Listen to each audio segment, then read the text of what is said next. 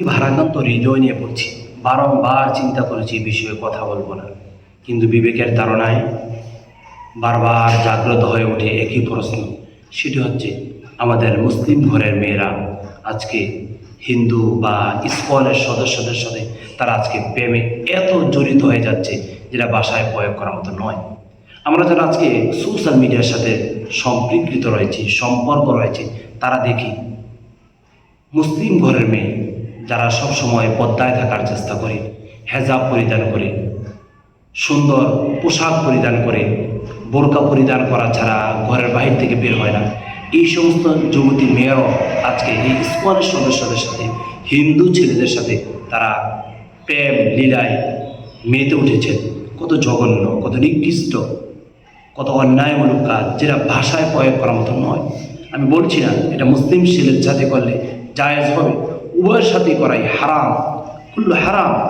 তারপরও পদ্মার যে ডিসিপ্লিন রয়েছে, পদ্মার যে নিয়মাবর্তিতা রয়েছে, পদ্মার সকল নিয়মাবর্তিতা ভেঙে দিয়ে অন্য একটি ধর্মের ছেলের সাথে একদিন নয়, 2 দিন নয়, 3 দিন নয়, দিনের পর দিন, রাতের পর রাত তাদের সাথে সম্পর্কে মিলন হয়, তাদের সাথে সম্পর্ক এক এক করে অটুট এবং অবিচল করতে থাকে, শক্ত ভূমিকা নিতে থাকে।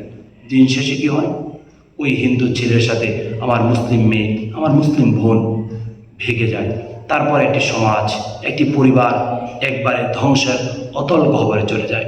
আমি আমার কন্যাদেরকে বলবো, আমি আমার বোনদেরকে বলবো, আমি ইয়াং সকল যুবতী নারীদেরকে বলবো, তোমরা যারা বর্তমানে এই নোংরা কাজের সাথে জড়িত হচ্ছ, আগামী দিনের একটি সমাজকে তোমরা কলুষিত করার চেষ্টা করছো, যাদের আজকে বয়স 15 থেকে 25, তোমাদের কাছ থেকেই আমাদের ছোট ছোট মেয়েরা শিখবে তোমরা কোন দিকে ধাবিত হচ্ছ। মেয়েদের থেকেও অনেক কিছু শেখা যায়, মেয়েদের থেকেও অনেক কিছু বোঝা যায়, অনুধাবন করা যায়। মেয়েরা যদি বড় বড় মেয়েরা যদি অন্যায়ের দিকে যদি পা বাড়ায়, আমাদের ছোট ছোট মেয়েরাও অন্যায়ের দিকে পা বাড়াবে।